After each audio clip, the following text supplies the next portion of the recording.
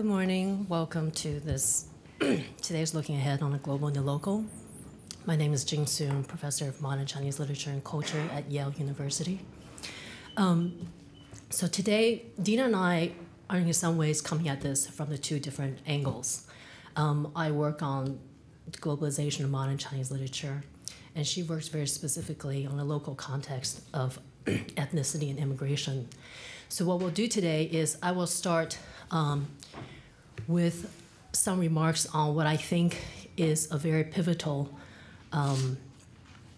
chain in thinking, in rethinking the relationship between the global and the local by focusing on something that I work on, that is area studies, before Dina takes it over and talk about it in the context of her own work. Now, this panel is called Looking Ahead, so in some ways we are encouraged to be bold and thinking that this is where we think, or where I think at least, area study as it pertains to my field should go. And I'd like to just make some suggestions as to how that might happen and what are some of the constraints. It's actually not difficult at all to think about what the constraints are on the field or something like area studies. In fact, I hesitate to call it a field or even a discipline because it's a very interesting niche that I certainly don't need to reiterate to people in this room, this audience, that it has its origins, or many people think it has its origins, at least in its modern form, present form, in the post-Cold War geography. And recently, geographers in particular are revisiting this issue and thinking about it as an extension of American empire in a very interesting moment.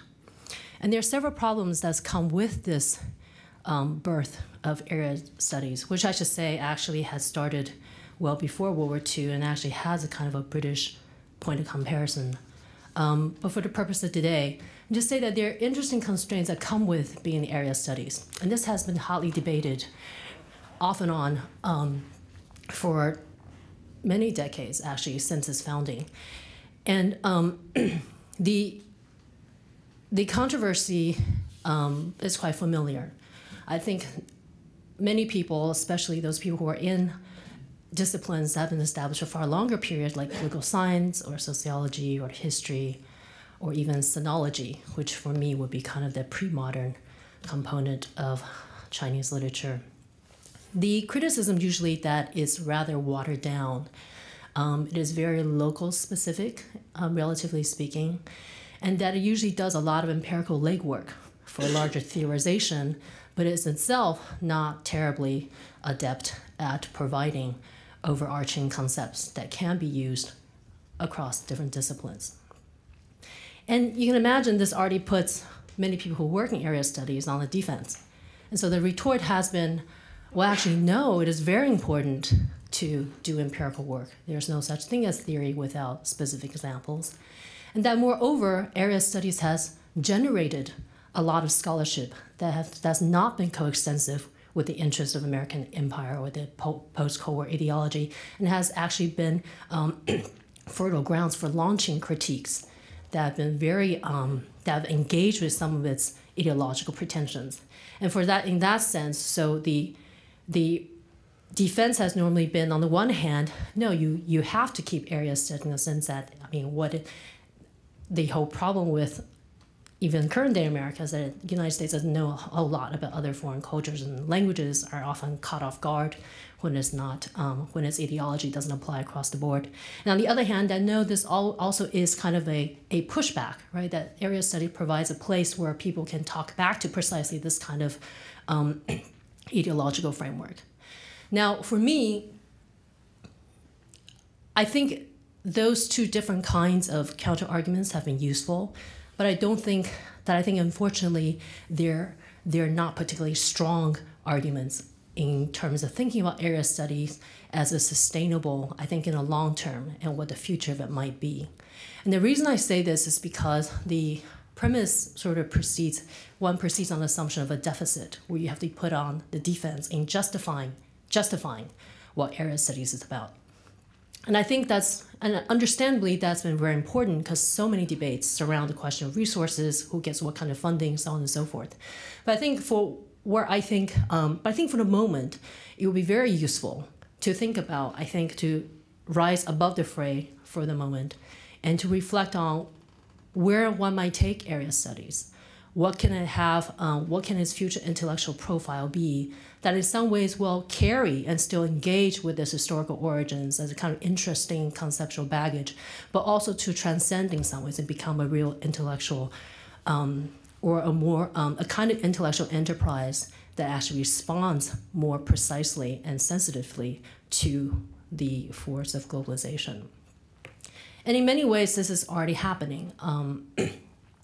Because after all, you think about what is an area these days, when you think about migration, the flow of labor, or even how language travels, and I don't mean in the sense of just translation and text, which has been the focus of literary studies for the past several decades, but just in terms of what happens when we look at language as a very specific tracking point in thinking about where people are from, what they become part of. So for instance, if you think about modern Chinese literature, it makes little sense now. Actually, let me refine that a little bit, because I think many of my colleagues would disagree. It still makes sense, but it's not a very precise picture to think about modern Chinese literature as a block of literary production, some kind of very identifiable literary tradition. Because, well, one thing, one could ask what is modern, what is Chinese, and in fact, what is literary about it? And let me start with the last term. For one thing, when we think about literature, I think we think about stories, metaphors, aesthetics, high language.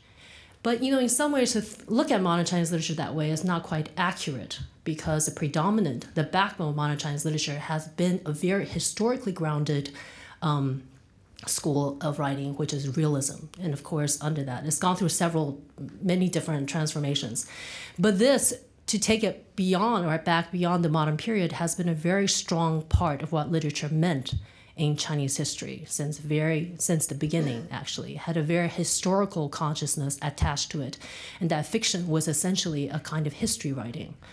So I think to look at what's literary this way immediately separates what modern Chinese literature would do within area studies, because it sort of forces us to engage with the historical, the contextual, the social, the political, even the economic sort of factors that don't normally enter into the purview of literary studies. Now, what might be modern about it is interesting as well, because area studies is kind of a 1960s, 1940s, 1960s kind of product of the civil rights movement. But we really think about what has gone on in 20th century China in terms of culture and literature. 20th century is not a terribly representative. It's really just a kind of a sliver. So one challenge for future area studies is also to engage, I think, to seek a stronger dialogue with its pre-modern counterpart. And then finally, what is Chinese about it? Well, right now, for instance, there's a group of writers who are coming into purview as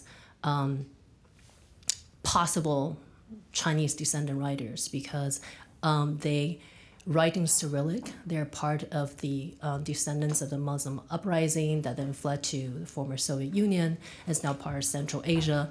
And sort of the question is, how do we account for these kind of writers and literary production that are not quite Chinese, not even in the Chinese language, possibly not quite about China either, and definitely not really Chinese. So this is kind of, I think this kind of question is only possible because area studies itself is going through a very scalar or modular modification.